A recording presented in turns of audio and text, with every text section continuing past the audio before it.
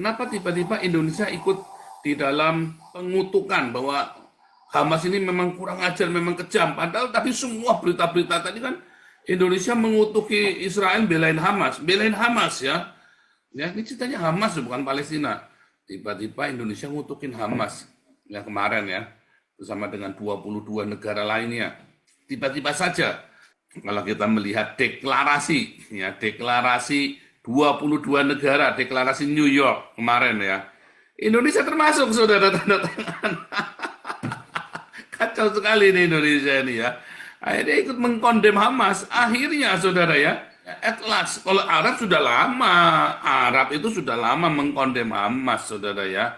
Makanya dia tidak mau. Dari dulu negara-negara Arab yang lain selain Qatar, Iran, Hezbollah, dan Houthi, Afghanistan, mereka semua kondem Hamas. Ya, Arab Saudi, Yordania, oh udah lama dia nggak mau sama Hamas, saudara. Dia sudah tahu. Dan kalau Anda lihat betapa tingginya pagar yang di Gaza itu ya, pagarnya Mesir itu menunjukkan bahwa Mesir nggak mau terima Hamas. Yordania tidak mau terima, tidak ada yang mau terima. Mereka sudah tahu ini orang bangsat semua. Hanya Indonesia aja ada OON ini ya. Dan dalam hal ini kita bilang, wah ini Prabowo OON juga nih. Tapi yang paling penting, saudara ya, sudah mulai mengkondem Hamas. Ya, kalian harus mendukung. Lah, kalau mendukung, ya harus ada bayarannya. Bayarannya reshuffle kabinet. Saya yakin pasti PDIP nanti masuk ke kabinet. Padahal ini kan oposisi kan maunya kan. Saya yakin pasti masuk semua. Tinggal grup Islam. Tapi grup Islam udah disumpel sama Prabowo ya. Ya ormas-ormas Islam itu dikasih tanah-tanah nganggur itu kan. Kita terus doakan ya. Supaya segera membuka hubungan diplomasi dengan Israel. Percaya saya, nggak ada cara lain. Tahun depan paling lambat. Kalau tahun depan belum buka, udah nggak usah mikir lagi, bubar.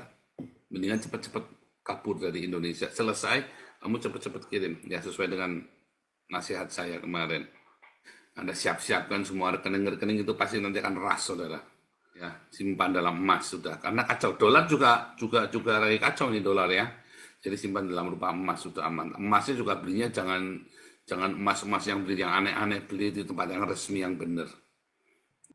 Iya, menarik apa yang Pak Paul angkat hari ini ya, sesudah kita cukup lama membahas mengenai geopolitik Timur Tengah. Tapi ini juga menarik juga. Jadi hari ini semua orang fokusnya ke pemberitaan mengenai diberikannya abolisi dan amnesti kepada Tom Lembong dan Hasto, yaitu dia itu Sekjen PDIP. Nah, kalau kita lihat, sebetulnya kalau yang dilakukan Prabowo ini sebetulnya dia berusaha untuk menurunkan suhu politik ya, dan berusaha menciptakan rekonsiliasi nasional ya. Karena apa? Karena situasi kita itu lagi gawat, sangat kritis, terutama di bidang ekonomi. Sebenarnya bukan hanya ekonomi, sebetulnya juga hukum, politik, dan lain-lainnya juga. Tapi yang paling berat itu adalah ekonomi. Pertama, tantangan ke depan itu adalah risiko pembayaran hutang luar negeri dan bunganya. Ya. Jadi ini sebetulnya letak inti permasalahannya adalah Pilpres yang lalu, Pak Paul, pemilihan presiden. Nah, kita tahu Tom Lembong itu masuk ke ranah politik, meskipun dia sebenarnya seorang profesional ya di bidang ekonomi dan sangat ahli. Dia masuk ke ranah politik, mendukung capres lain, yaitu dia pendukungnya Anies ya. Sementara di sisi yang lain, Hasto itu kita tahu dia tokoh PDIP, sekjen, dan dia ini juga ya jelas punya calon kan PDIP waktu itu ya, calonnya adalah Ganjar. Nah jadi di satu sisi Prabowo juga calon presiden juga. Nah namanya lah kontestasi politik. Waktu itu yang berkuasa adalah Mulyono. Tentu dia Mulyono mau calonnya yang menang. Apalagi anaknya kan nompang di situ kan. Mau jadi cawapres kan. Bagaimana supaya anaknya ini menang. Nah kemudian kasus Hasto yang sudah cukup lama ini naik lagi tiba-tiba mencuat gitu ya. Kemudian kasus Tom Lembong juga wah makin ini kontestasi politik. Jadi Mulyono ini ya dia mau supaya Prabowo yang menang lah kira-kira gitu ya. Apalagi kan ada anaknya di situ jadi wapres kan gitu ya. Maulah begitu. Nah, oleh sebab itu kasusnya Tom Lembong ini naik, terus kemudian kasusnya Hasto dan Harun Masiku yang sebetulnya sudah lama ini cerita lama ya, sampai sekarang juga Harun Masikunya tidak tahu ada di mana, tiba-tiba naik. Nah, ada macam-macam latar belakangnya. Nah, kita nggak tahu yang mana yang benar. Tapi kalau misalnya kita lihat Tom Lembong dulu ya, Konoha ini kan nggak pernah mandiri di bidang pangan, termasuk gula. Kalau gula nggak, kalau misalkan Mulyono tidak menyuruh perintah untuk impor gula, yang jelas pasti gula nggak akan tersedia di pasaran. Sampai sekarang pun sampai begitu, Pak. Jadi kita sampai sekarang masih impor gula sebetulnya. Tidak ada ya gula yang kita minum sehari-hari kita gunakan itu adalah hasil produksi sendiri. Nah, tetapi ketika menunjuk importir gula ini, ya namanya dalam dunia bisnis ya, ya pastilah ada sedikit banyak pasti akan ada permainan. Siapa importir yang ditunjuk? Nah, apakah importir ini akan memberikan apa namanya kickback atau komisi kepada siapa diberikan gitu. Nah, ini yang jadi persoalan gitu. Nah, ini kebijakannya mau tidak mau karena harus butuh cepat impor gula, Tom Lembong ya menunjuk. Tetapi dari situasi di pengadilan tidak ada bukti bahwa uang dari impor gula ini ada mengalir ke Tom Lembong. Ya, kita tidak tahu mengalirnya ke berapa, tetapi pemerintah menyatakan, KPK menyatakan ada kerugian negara, Nah, siapa yang ini ya? Kita nggak tahu apakah dia mengalir ke Tom Lembong atau ke partai politik lain atau mungkin ke Mulyono. Kita terus terang nggak tahu gitu. Ini uang larinya kemana? Gitu. Sementara Tom Lembong tidak terbukti memperkaya diri. Nah, kemudian di sisi yang lain, Hasto ini tokoh penting, dia sekjen PDI. Kita tahu kan ada isu bahwa ada seseorang yang ingin menguasai PDIP, ya, ingin merebut partai PDIP menjadi partainya di masa yang lalu. Tapi itu gagal. Kenapa? Karena dicegah sama Hasto ini. Jadi Hasto ini walaupun seperti ini, itu orangnya sangat cerdik dalam di bidang politik, gitu ya. Ambisi raja yang mau merebut partai ini mentok terus gara-gara keberadaannya Hasto. Nah, oleh sebab itu Hasto harus masuk gitu. Nah, ya, naiklah lagi kasusnya Hasto dan Harun Masiku ini seperti sekarang. Ya. Nah, kalau kita lihat Prabowo sudah naik jadi presiden. Sekarang dia sudah menjadi penguasa. Nah, ada hal ini yang mengganggu dari sisi hukum untuk pemulihan ekonomi kita dan pemulihan situasi yang ada gitu. Nah, ini Prabowo harus ambil keputusan yang cepat, ya. Meskipun kalau menurut analisis saya, Pastor, ini udah intervensi hukum sebenarnya. Sebetulnya Presiden tidak boleh mengintervensi hukum sebenarnya ya. Meskipun ini bagian dari hak prerogatif ya, memberikan amnesti, abolisi, rehabilitasi, dan lain-lain. Tapi ini udah intervensi hukum. Apapun hasilnya, apakah Tom Lembong bersalah atau tidak, itu mungkin pengadilan lah yang mengerti dan tahu kenapa. Karena yang membuktikan seseorang bersalah itu sebetulnya proses peradilan. Bukan kita sebagai publik yang baca berita, tapi adalah proses di pengadilan. Apakah Hasto bersalah atau tidak, kita juga tidak tahu gitu. Tetapi yang jelas ini adalah intervensi hukum demi stabilitas. Ya, hanya sedikit ada berbeda.